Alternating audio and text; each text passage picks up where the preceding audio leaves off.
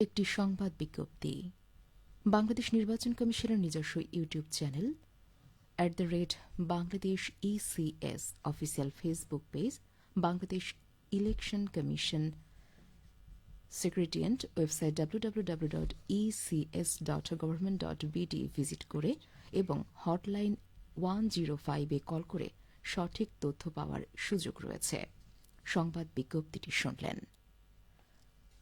বাংলাদেশ বেতার, রাজশাহী। এখন শুনবেন বাংলায় স্থানীয় সংবাদ। আসসালামু আলাইকুম।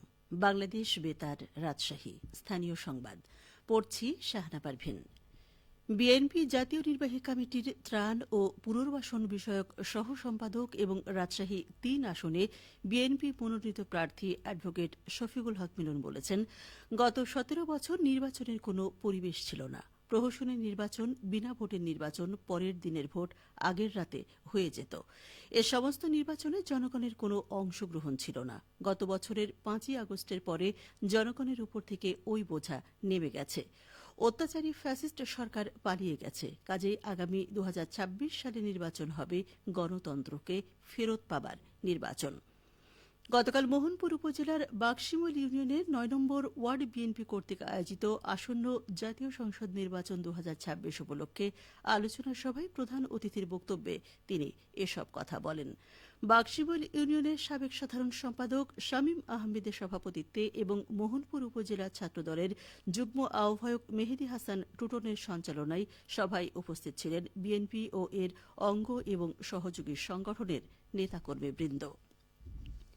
রাজশাহী প্রকৌশল ও প্রযুক্তি বিশ্ববিদ্যালয়ে Honda young engineer and scientist award in Bangladesh শীর্ষক প্রতিযোগিতার ওরিয়েন্টেশন অনুষ্ঠিত হয়েছে। জাপানের হুন্ডা ফাউন্ডেশন সহ বাংলাদেশ হুন্ডা প্রাইভেট লিমিটেড ও জাপান ইন্টারন্যাশনাল কো-অপারেশন সেন্টার যৌথভাবে এই ওয়ার্ড প্রতিযোগিতার আয়োজন করে। অনুষ্ঠানে প্রধান অতিথি ছিলেন উপাচার্য অধ্যাপক ড এস.এম. আব্দুর রাজ্জাক। সভাপতিত্ব করেন রুয়েটের ছাত্র কল্যাণ দপ্তরের পরিচালক ড মোহাম্মদ রবিউল ইসলাম সরকার।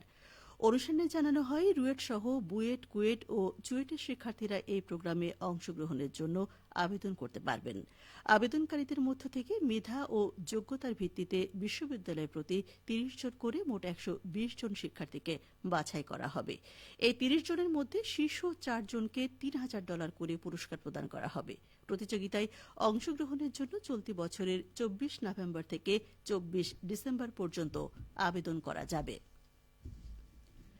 নাটোরের বড়াইগ্রামে পিঠা উৎসব অনুষ্ঠিত হয়েছে। গতকাল সকালে উপজেলা পরিষদ মিলনায়তনে দিনব্যাপী পিঠা উৎসবের উদ্বোধন করেন উপজেলা নির্বাহী অফিসার লাইলা জান্নাতুল ফেরদৌস। এ সময় উপজেলা নির্বাহী অফিসার বলেন, পিঠা ঐতিহ্যের অবিচ্ছেদ্য অংশ। বর্তমান প্রজন্মের সাথে এই ঐতিহ্যের মেলবন্ধন তৈরি করতে এই উৎসব গুরুত্বপূর্ণ ভূমিকা পালন করবে। উপজেলা বিষয়ক কর্মকর্তা ডালিয়া পারভিন অনুষ্ঠানে সভাপতিত্ব করেন। উৎসবে কলেজের বিভিন্ন স্টলে পুলি, দুধ চিতই, মোমো, কুলসি, কলা, জিলাপি, ঝরাপাতা, গোকুল, ঝিনুক পিঠা সহ নানা বর্ণ ও স্বাদের অর্ধশতাধিক পিঠা প্রদর্শন ও পরিবেশন করা হয়। রাজশাহীতে ২৭তম জাতীয় ক্রিকেট লিগে রংপুরের বোলারদের বিধ্বংসী বোলিংয়ে নিজ মাঠে ৪ দিনের ম্যাচে ৩ দিনেই হেরেছে রাজশাহী ডিভিশন। গতকাল রাজশাহী বিভাগীয় স্টেডিয়ামে রাজশাহী ডিভিশন তাদের দ্বিতীয় ইনিংসে রংপুর বিভাগের কাছে মাত্র ১১৯ রানে সবাই আউট হয়ে যায়। দলের সাব্বির হোসেন ৩৩ ও নঈম আহমেদ ৩২ রান করেন। প্লেয়ার অব দ্য ম্যাচ নির্বাচিত হন রংপুরের মুকিদুল মুগ্ধ।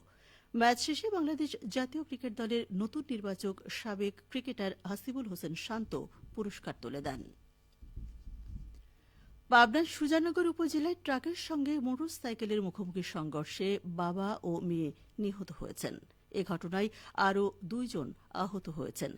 তাদের হাসপাতালে ভর্তি করা হয়েছে। গতকাল সন্ধ্যার দিকে পাবনা ঢাকা মহাসড়কের ২৪ মাইল এলাকায় এ দুর্ঘটনা ঘটে। বিষয়টি নিশ্চিত করে মাতপুর থানার ভারপ্রাপ্ত কর্মকর্তা জানান, পাবনা থেকে কাশীনাথপুরগামী পাট বোঝাই একটি ট্রাক একই দিকে আসা মোটরসাইকেলকে সজোরে ধাক্কা দেয়। ধাক্কার পর মোটরসাইকেলটি ট্রাকের চাকার নিচে চাপা পড়ে। এতে জব্দুল শেখ ও তার ছোট মেয়ে ঘটনাস্থলেই প্রাণ হারান। তিনি আরও জানান, দুর্ঘটনায় জড়িত ট্রাকটি আটক করা হয়েছে। সবশেষে আবহাওয়া।